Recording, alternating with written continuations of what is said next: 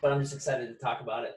Yeah, yeah, we're going. So yeah, you did like the programming and everything, or I just did event one. That's all I did. okay, Yeah, so I did event one, the 3 rounds, friendly friend, just to see if it could be done unbroken. I wanted to see if like people could do it unbroken. So that was kind of my goal going into it, was just go for unbroken as long as you can. Because when I was done, I wanted to know if any of the games athletes would. Obviously, some of them did, right? yeah, So that it's pretty neat. It's a pretty cool workout. It hurts afterwards. I wasn't in too much pain during. It was mainly like shoulders. I trained Monday and Tuesday, and my protocols are pretty shoulder heavy because I suck at strict handstand push-ups. mm-hmm. So, my shoulders on the thrusters just blew up and couldn't do it anymore. But on the last set of thrusters, it was a fun workout. But I thought Fraser's performance on that thing. Did you watch the whole video? Have you Yeah, seen him do it? yeah, Man, like it's now fitness is now getting to a point with Fraser where it's not about him going unbroken and him having fast transitions. It's also him moving fast, right? So like yeah, on his thrusters, he pulls the bar down, even for heavier thrusters, right? Pulls the bar down, throws it up, pulls it back down, right? Gravity is too slow for Fraser. He goes, no, I'm not going to let this thing fall. I'm going to pull it down, Is right? that something you've practiced at all, like the pull down on thrusters, or how do you typically do this? Yeah, I mean, I've practiced it, right?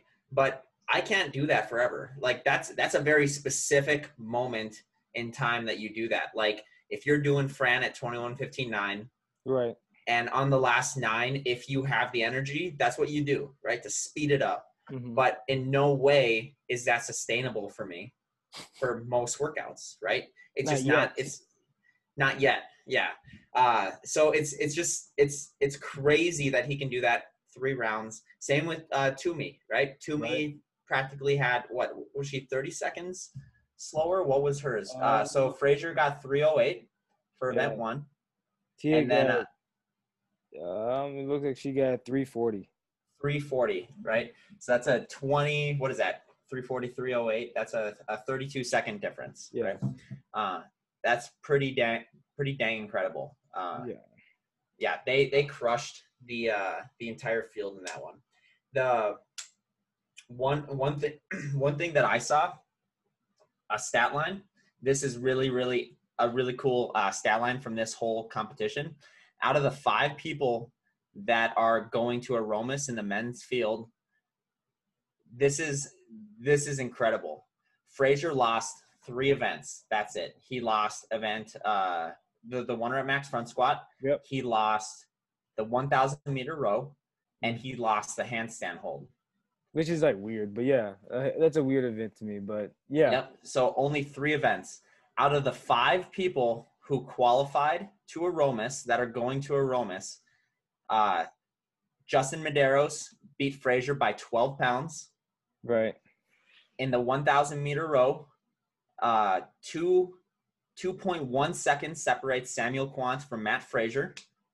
And then you have the handstand hold where Olsen beat Fraser by 2 seconds. So you have 4.1 seconds in total and 12 pounds that Fraser was beat in this entire 7 events that for the people that are going to Aromas. So that is, out of the 5 people that are going to be competing, 4.1 seconds and 12 pounds is all that separates anyone that could outdo Fraser this weekend in any event. So then that leads to the point, like, do you think anybody has a shot? No, absolutely not. Unless Fraser gets injured. Yeah. Unless Fraser gets injured, there's no way. The hype that I feel like Dave Castro kind of started, where he says, Fraser's getting old. He's doing all these sponsored stuff. Yeah. Man, like, you can't fall into that hype. Like, they do that with the UFC or absolutely any sport where there's hype. People get excited. They want to see some drama. But I promise you, this year, and however many years Fraser wants to win, same with Toomey, there's going to be no drama. Well, I think absolutely none. Yeah, Toomey's only 25? She's not very old. 25, 26. So she can do this for as long as she wants, honestly. I think I think Toomey has a more impressive resume than Frazier does at this point. Oh, I why think is that? Toomey's way better, way fitter. When it comes to her separating herself in the field over the past few years, Yep. it's even more dominant than Frazier, especially last year. Toomey's not going anywhere, especially with Shane programming. I don't know what they're doing, but whatever they're doing, it's Like, is it perfect. even fair for anybody to go against those two being like training together? It almost seems like It's not fair, but it's fair. You know, like yeah, the rule book there. It sucks, but it's a perfect situation where Tia, if she trains with Katrin or she trains with Annie, you know, like Annie and Katrin are gonna get better. yeah, If Frazier trains with Olsen or Samuel Quant or Jonikoski or Patrick Fellner, they're gonna get better, right? That is not what either of those two want to do. But you take the two best in the world, opposite genders, not competing against each other, but going to be competing in the same event. They train together, and they are going to help, you know, increase their thresholds right. substantially. That's what you're seeing with who is it now? Sigmund's daughter and Bjorkvin. Even though, you know, it didn't really work out with them this weekend, Yeah, I but they're definitely want doing to address that. that later. Definitely want to address that later. But yeah, Yeah. So I don't know. It's tough. I don't think Frazier or Toomey at this point are touchable. We'll see what happens in Aromas, and everyone says you gotta wait and see, but you don't make money betting against them. You exactly. know, 100% no. and until someone beats them, me saying that Frazier is going to win is not a silly thing to say or anything like that. It's inevitable, right? Mainly since how Unless something consistent, happens. mainly since how consistent they've been over time and time again. Like um, they both of them got like first in so many events, and like how many first have like the top five even have like maybe one each, and the rest of them Man, went to number one. So it's when like you talk about sanctionals, you know, Olsen has a few, right? Justin right. Medeiros has one with the filthy 150. Mm-hmm. Quant, I don't even know. I should probably do more research. You know, and then you have Jeffrey Adler who won Canada in the Open, right? Not a whole lot of wins here, but Frazier, anything he touches turns to gold. I mean, he now is like the leader in most wins of the CrossFit Games, Yep. And even beating yep, Rich Froning. yep. Yeah, and he'll keep increasing that as long as he wants to. You know, he's a home run hitter, right? Like there Right. aren't many events that he isn't in the top 5 in at all, ever. And You now know? it's gonna get to the point now where like like I said, he's still getting better. He PR'd his front squat by 20 pounds doing this Yeah. event. Like, Yep. come on, I man. don't get it. I truly don't get it because he looks thinner too. One thing Exactly. that Yep. I've noticed, he looks thinner, which is interesting. And looks are looks. Like maybe it was just the angles or, you know, the gym or whatever. Like you honestly never know, but he looks thinner than usual and he's stronger than ever. That's pretty freaking crazy. It's like, what do you do in that realm? And I th- I think people are also like hoping like, not me whatsoever, but like people are hoping like Noah can somehow like pull off a win. he's not. No, like the one thing I'll say, I'm a huge Brent Fikowski fan. Mm-hmm. I think if Brent qualified, which he obviously didn't, if Brent qualified, I think he has a better shot at dethroning Frazier than anyone in the field. Why is Only that? because Aromas was very Brent friendly last time he went, Hmm. right? He won the hill run. He did very well in the trail run. I think that Fikowski like could do some damage there. Those are just his kind of style of events. The more games events, right? Like he does better in those situations. He never does well in the Open. This year, actually, he surprised me by qualifying through the Open. Mm-hmm. Once the leaderboard kind of shuffled out and stuff, which is, you know, I who would have guessed, especially after 2018 when he barely qualified for regionals, right? Rich Right. Champs, my buddy, almost knocked him out. Like Rich was the guy who almost knocked Fikowski out from qualifying when they made the switch to 5 people only qualifying in the West and the East Mm-hmm. for Canada. And and Fikowski almost didn't make it. And so people were thinking, is he done? Is he done? He qualifies to regionals and he crushes and wins almost every event in his region, right?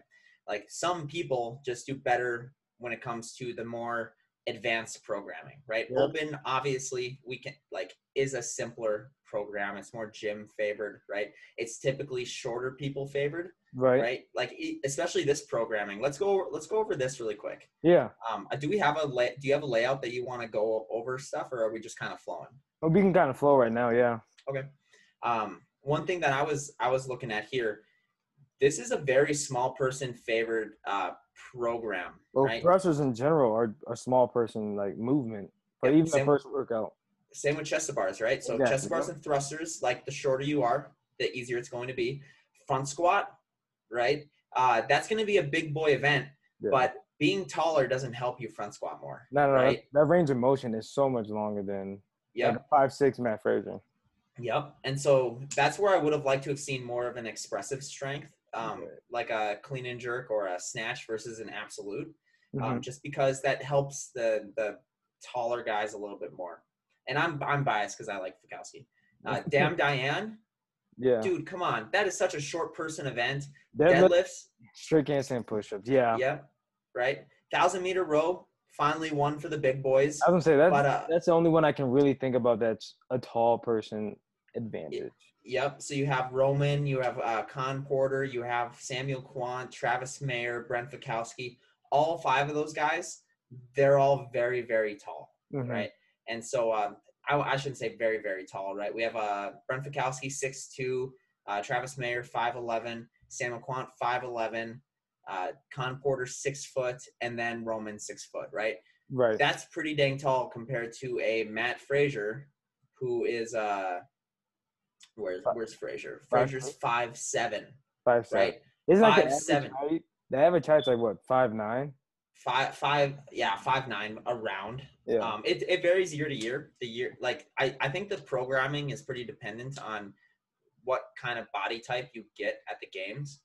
I remember one year it was bigger than average, and I think it was it had something to do with we just had a heavy open, and when we got to Linda, the average over the past few years was like 10 pounds heavier, and I think it just had something to do with the programming.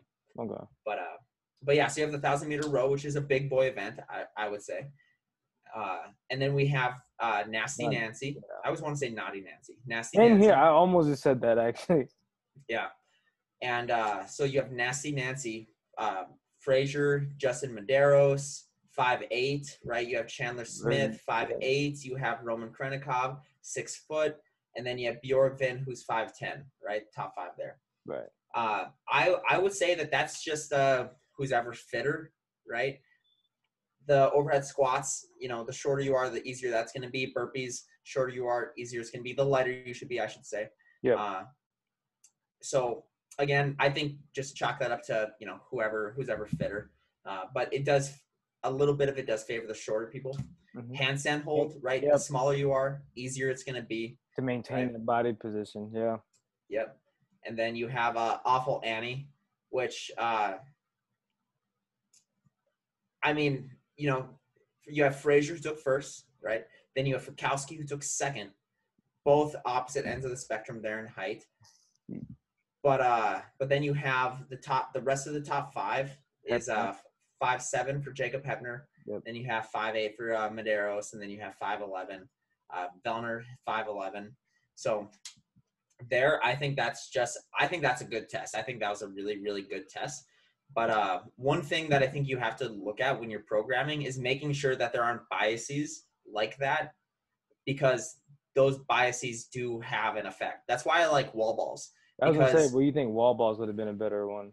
I think wall balls are a really good movement because you have to go 10 feet and that's it. Obviously, shorter people, they might have to jump a little bit more or throw higher. But that movement is, I would say, a little more fair than thrusters, for instance, because 10 feet target, come back down, squat, right? You have rope climbs, which I think would just help out if you put rope climbs in Friendly Fran or something, like 3 rope climbs at the end of each round. I think that levels it out a little bit more, where you have these separators which, now it's not just about how short you are and how fast you can move. It's also about your form. It's also about your technique, keeping it all together. But, whatever. I'm salty because Brent didn't make it. So I'm kind of feeling the same way Chandler didn't make it, honestly. yep. Yeah, Man. I thought this was going to be the year, honestly. Yeah, dude. Chandler, if he holds his handstand hold for one more second, if he there were a few events where like he was just 1 second off, and he is now going to the games instead of Adler. Yeah, you looking at this top 5 on the men's side, would this be anywhere close to the top 5 you would have chosen? No, not at all. At all. I would definitely go with like Matt and Noah. That's about it. Matt, Noah. Justin Medeiros surprised me. Yeah. Same with Quant.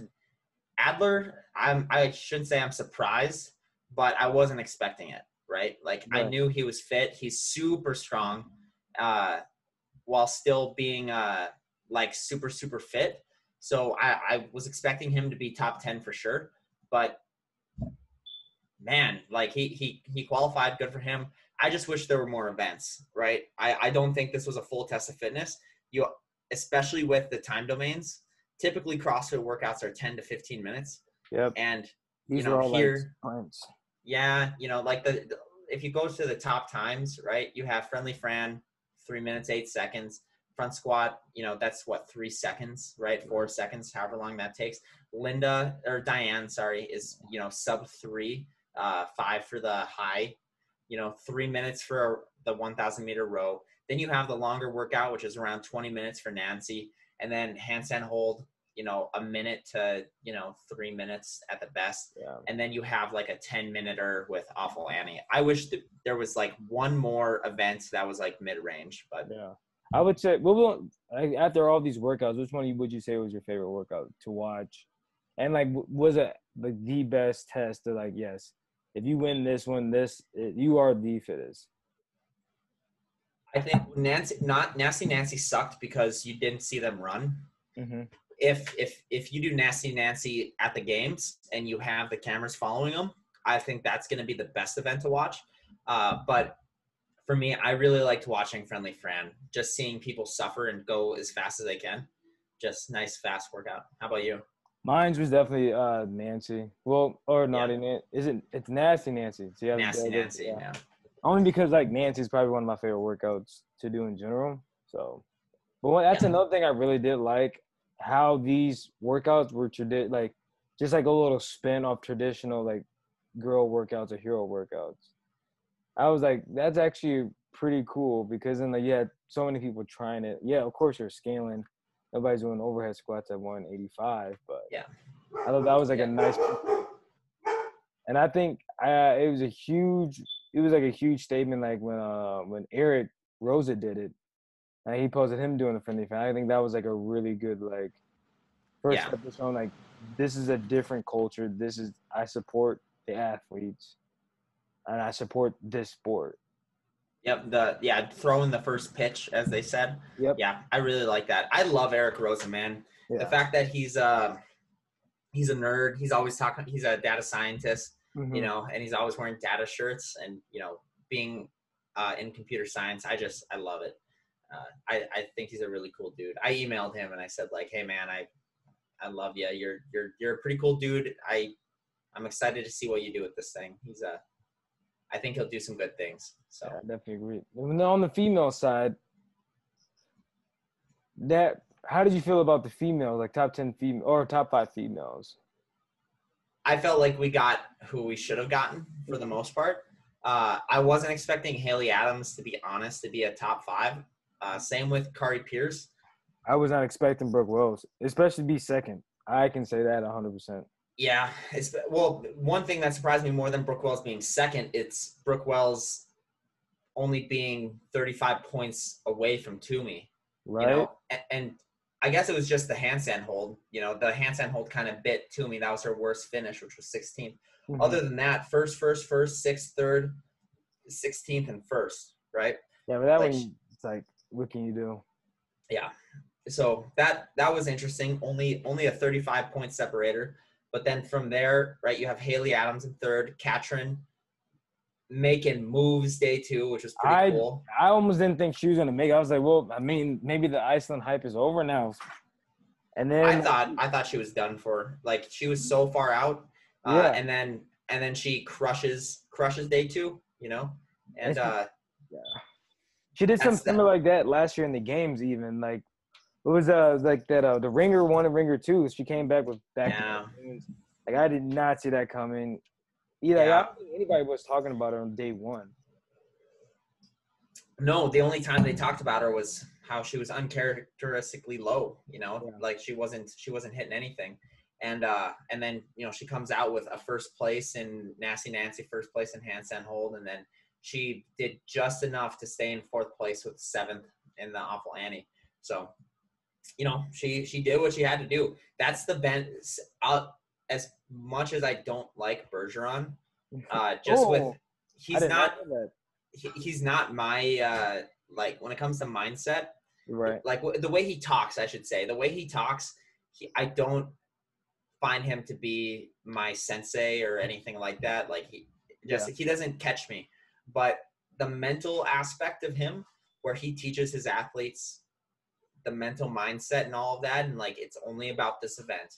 That's it. Don't worry about it.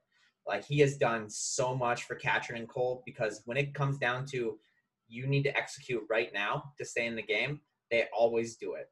Yeah. Always, you know. Katrin more than Cole, but yeah, I definitely have to agree with you on that one. Today or yesterday, I would say Katrin definitely executed more than Cole. But in the past, right, at regionals, Cole Sager always pulled it out of his ass in the last event to qualify, right? This is very true. And maybe honestly, like maybe that's just because he's good at thrusters and rope climbs, right?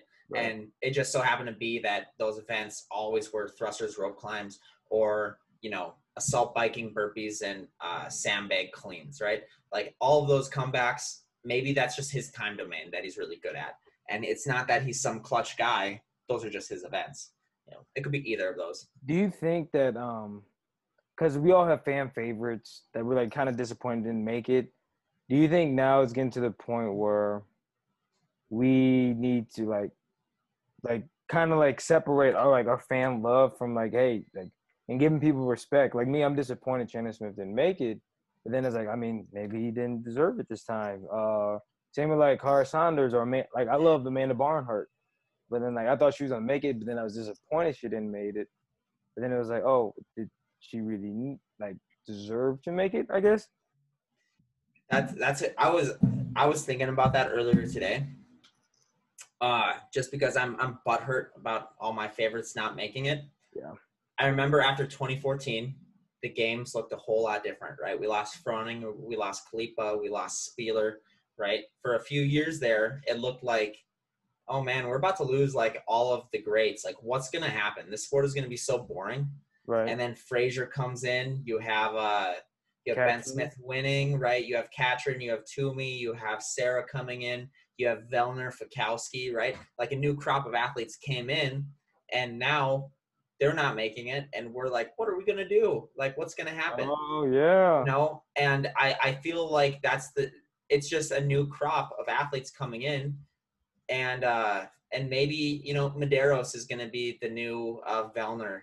Right. And you have Olsen is going to be the new Fikowski, right? Where he's always there now. And you have Adler, who's maybe the new Canadian guy, right? Mm.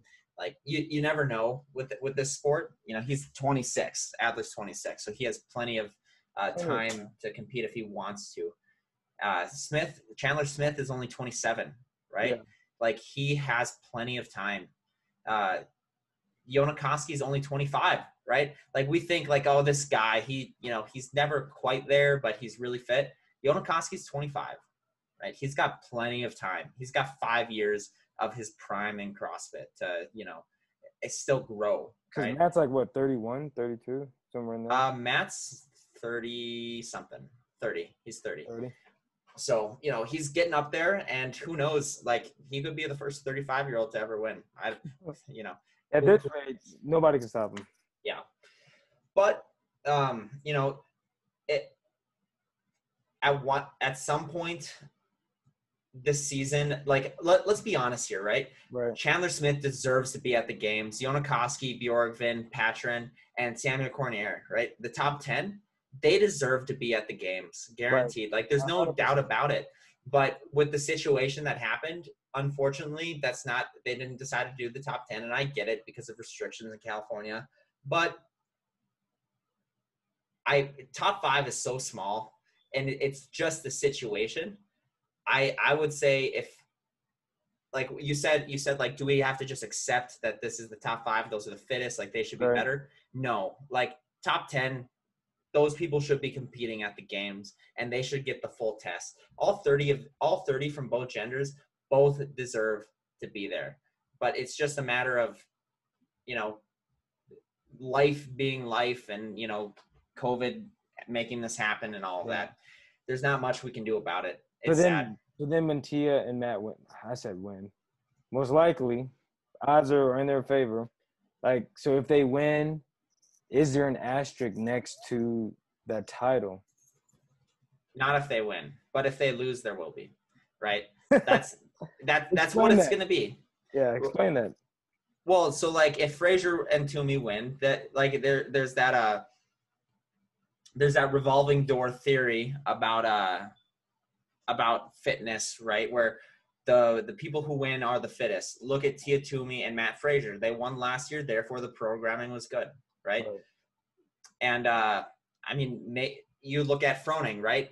Froning won every competition that he competed in as an individual, therefore he's the best. The programming didn't make it, the athlete did, right? Well, maybe the programming was favored to Froning, right? That could also be the inverse hypothesis there, right? Like, we don't know. And then the fact that Frazier and Toomey both come in after Froning, and it's win everything, maybe the programming is favored towards Frazier and Toomey and Froning, right? Like, we don't know. But there's that revolving thinking of, they won, therefore they are the fittest, therefore the programming was good. I don't necessarily buy that. I do think that Dave's programming is a little biased towards certain aspects of fitness. Mm-hmm. And I've read his book, and he's all over the place with how he programs. There's nothing scientific about it. He never goes like, this past year we tested high rep squats. This year we're going to go lower rep but higher weight, just so that, from year to year we get a different breadth of fitness that we test. And he never does that. He never looks scientifically into it, which, I tend to do. But that was actually one thing I was thinking about, especially with the top, like the women. Like, of course, Tia is probably the strongest, but you have like Haley Adam, Carrie Pierce, that couldn't even lift the first barbell last year. Mm-hmm. You know what I mean? So then, like, if a heavy barbell comes up again, like, then what? Yep. It's one of those things where, like, when you test the snatch every year, it's the same test, right? And maybe that's part of the unknown and unknowable is true randomness. You get when true randomness is a thing, you tend to get the same thing over and over again, right? Even though it may not be random, right? I play a video game. It's called Valorant. There are 4 maps in the game, and I consistently get the same map 8 times in a row. The way they pick the maps are actually random. It's actually random. And with true randomness, sometimes that happens, right? That just means that's random. Now they're fixing the system so that if you get the same map 2 times in a row, you're significantly less likely to get it. So now it feels more random, but it's not actually random because they're having a say in what gets picked. And, with programming, you can have the same kind of thing where if you truly have something where you test the snatch over and over again, right? That is actually kind of not expected because you think the past 2 years they've tested the snatch. I'm going to go for a heavy clean and jerk cycle because there's no way that they're going to test snatch 3 years in a row. And then they do, right? And so, that is kind of randomized or unknowable, right? So, but what I was getting at with the revolving door thing, Frazier and Toomey win it every year, Mm-hmm. And so if they win it again, they're therefore the fittest. If they don't win it, that kind of breaks the cycle of whether or not the programming was good or not. And I truly think that in everyone's opinion, they know deep down that Frazier and Toomey are the fittest and the greatest. Right. No doubt in my mind. And so if Olsen wins or if, God forbid, anyone else wins, if Adler were to come out on top, dude. People would be like, wait a minute. There would be a riot. There would be a riot and CrossFit HQ would burn down. I just don't think that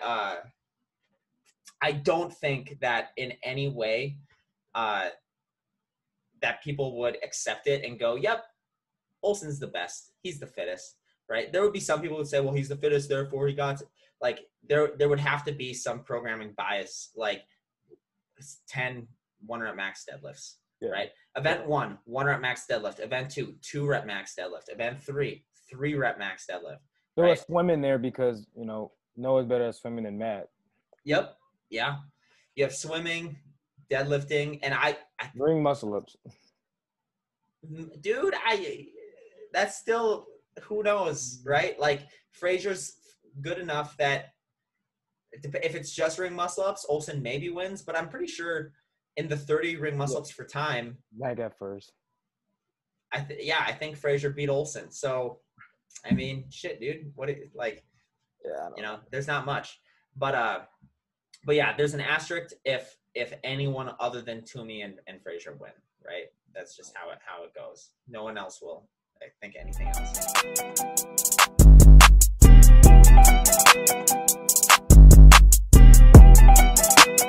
Cody, you the GOAT, boy.